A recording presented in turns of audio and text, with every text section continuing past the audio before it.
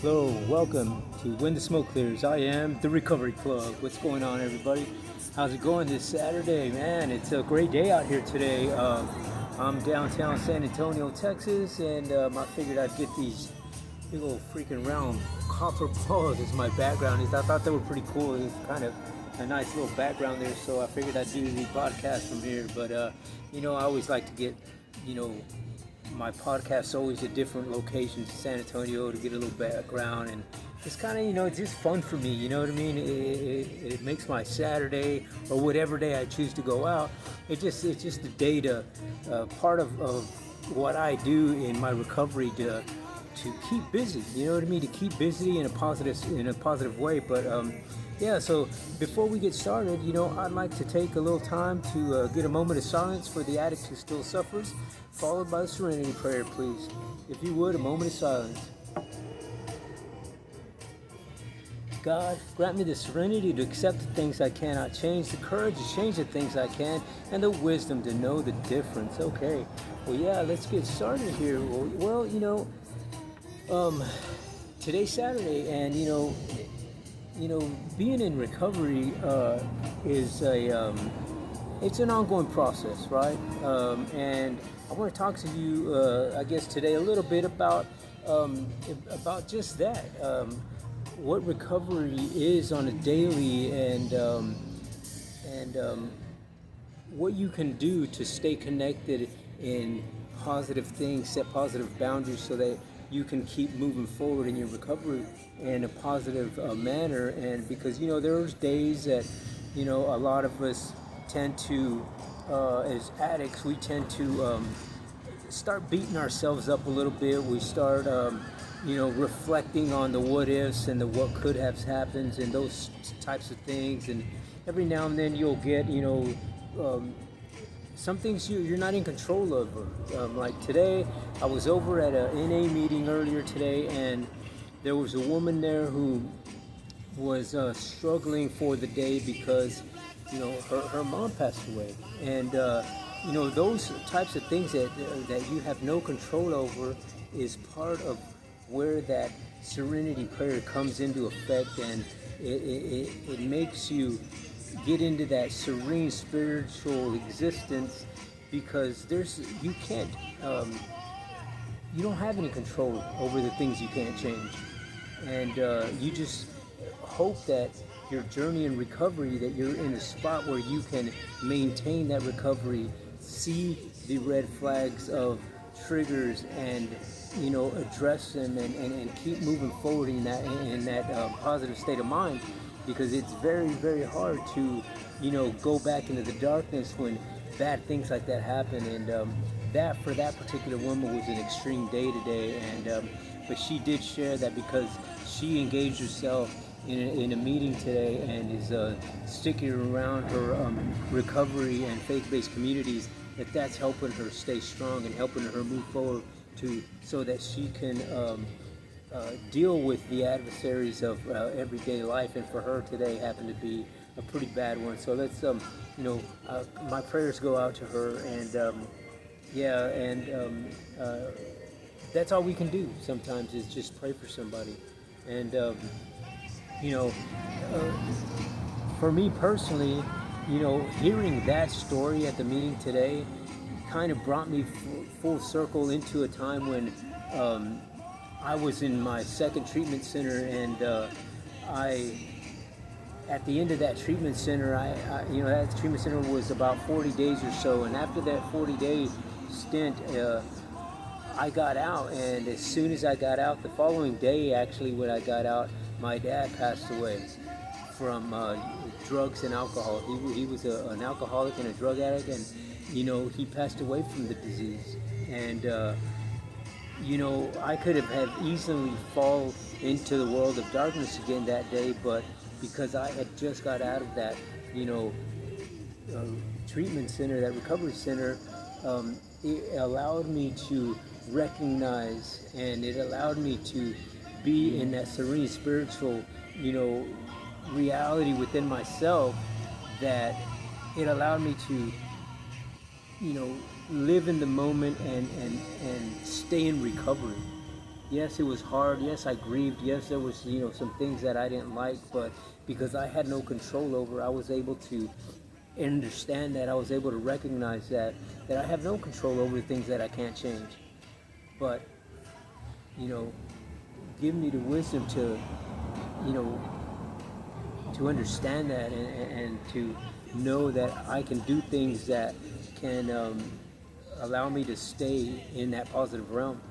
And sometimes when you do things like that, it's very hard to it's very hard to go backwards and stay in that negativity. But you also are able to, you know, engage in the community and have that support.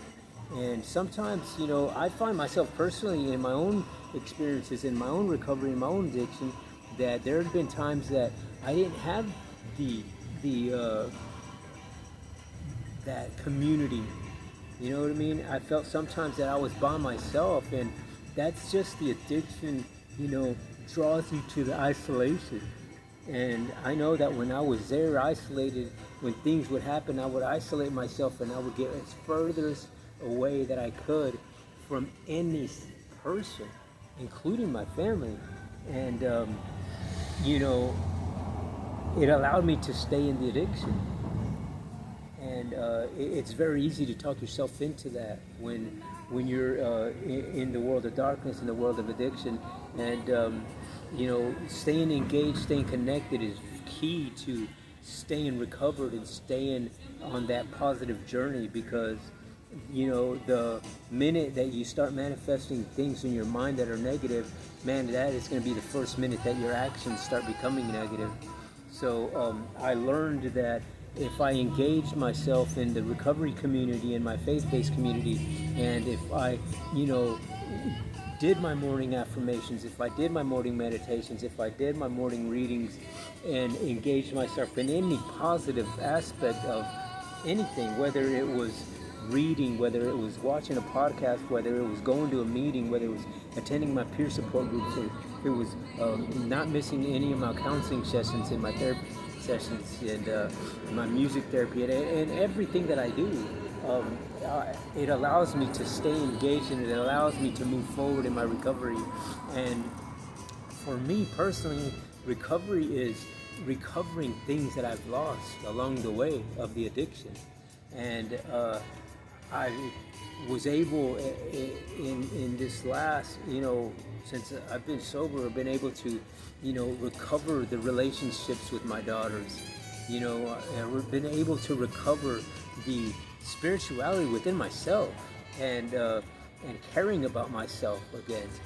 Because there for a minute, man, I wasn't caring about what the hell I did. I wasn't caring about what happened to me. I wasn't caring about if something happened to me, what the domino effect that would be in the form of, how that would affect my kids and my family and stuff like that. And it was, it's real easy to get into that I don't give a F mode when you're in the addiction, when you're in the isolation, when you're in the depression, when you're in the anger, when you're in the just PTSD actions, and when you're dealing with the post-traumatic stress syndromes, when you're dealing with the childhood traumatic stresses. And all of those things combined into one is a terrible way to live. And the addiction keeps you there. You know what I mean? I felt like I was getting stressed in 10,000 different ways, and I didn't know which way to go. The only way that I could see, I was getting pulled this way and that way, but the only thing I could see was focusing on, the addiction. Because I knew that when I used, it made me think different. I wouldn't care. I wouldn't deal with the ugly feelings that I was going through inside. And, by the grace of God, I'm grateful that I'm here doing a video podcast today, clean and sober, that I'm able to share what has happened to me, and I'm able to share that. I'm able to share the things that I've done along the way to get me to where I'm at today, and sharing that to somebody else, somebody who's looking at the video today, somebody that maybe looked at my video yesterday. And it's just the messages that I'm try to give out so that I can help at least one person get into this, to the realm of recovery and positivity, because you know it's a problem. It's a problem. It's a problem for me. It's a problem for Joe down the street. It's a problem for anybody. And in the rural communities, in the cities, it's a problem. People are dying every single day of drug overdose. It's said to be that there's a 9/11 happening every single day in the United States. You know what that means? That means that in 9/11 there were over 3,500 people that died that day.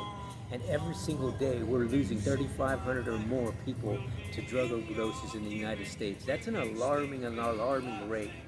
And a lot of that's due to the fentanyl. They're putting fentanyl in heroin, they're putting fentanyl in marijuana, they're putting fentanyl in cocaine, they're putting fentanyl in the meth, they're putting fentanyl in over-the-counter medications. I mean, they're putting fentanyl in everything.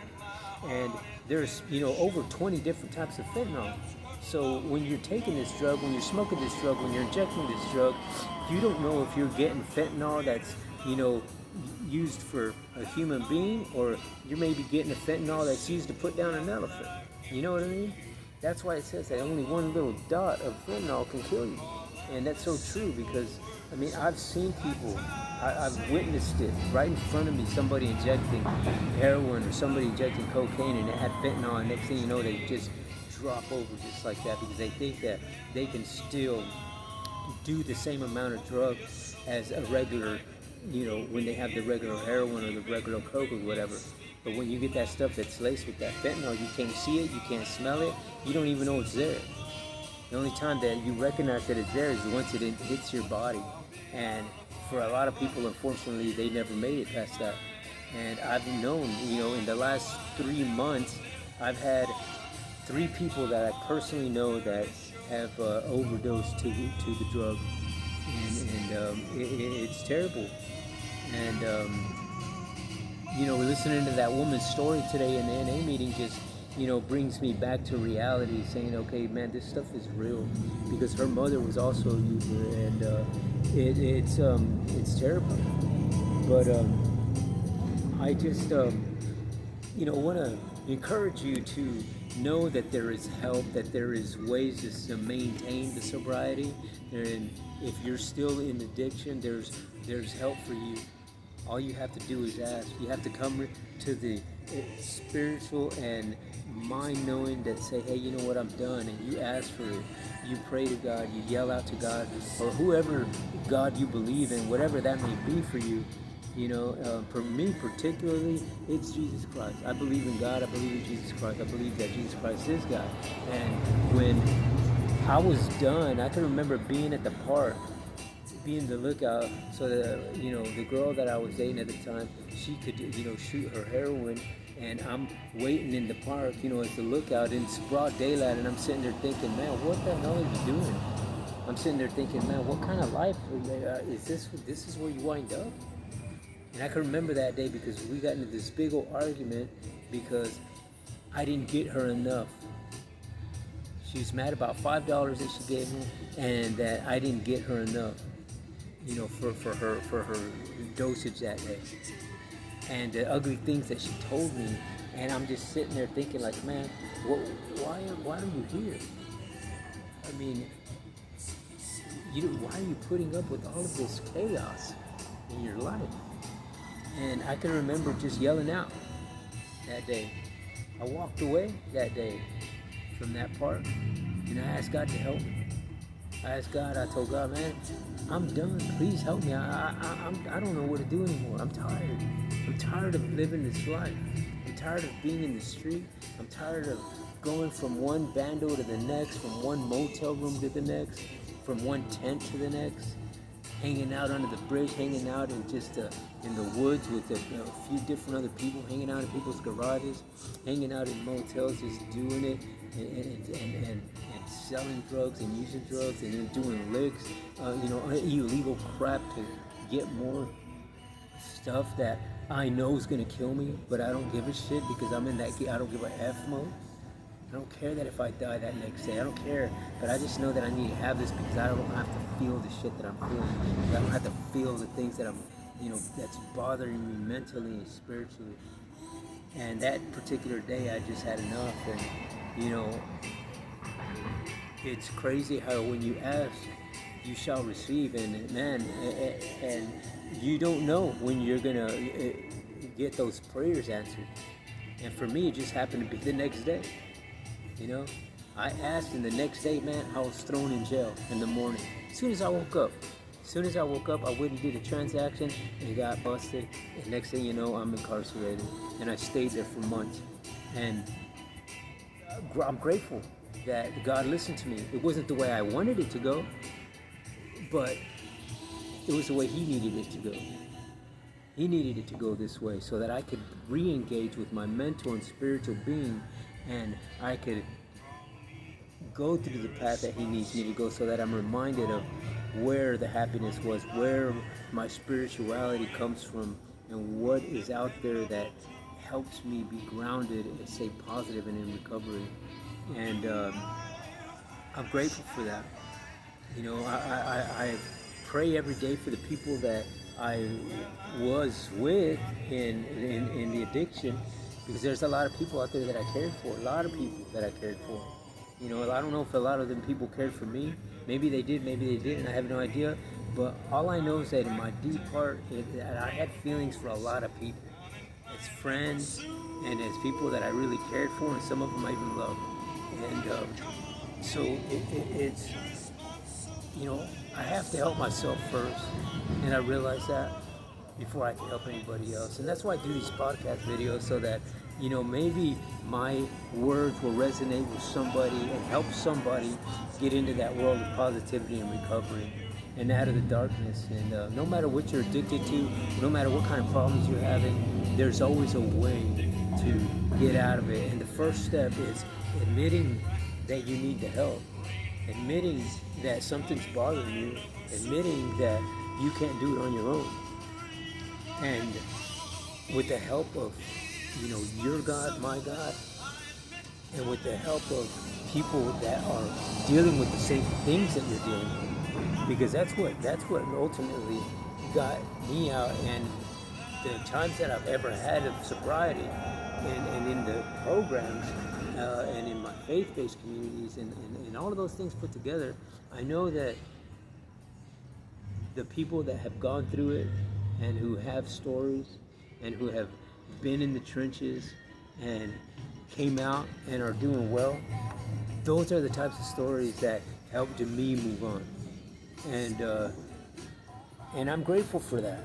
I'm grateful that I was able to be sitting in a meeting in 2005 in Starlight Recovery and hearing a gentleman spit his guts out and telling me a story. And then I'm wondering what he has, because he looks so happy, so content, so just, like everything was going good for that guy. And I wanted some of that. And I stayed sober for 10 years after that. But make no mistake, after those 10 years of sobriety, it just took one time for me to use. And I picked up and I used, and I stayed in full-blown addiction for 5 years after that. Every single day of those 5 years, I did dope. Not one day went by that I didn't use. So it's important to, engage and be open-minded, be hopeful, be willing for a change, and be wanting the change, and being honest about that. And the more you engage, the more you stay plugged into recovery and stay plugged into your faith-based community, the easier it becomes. And the more you do it, the repetitious thing of doing those positive things every single day is key. It keeps you in that positive realm. And the more you do it, the easier it becomes. And it's just great to live that way.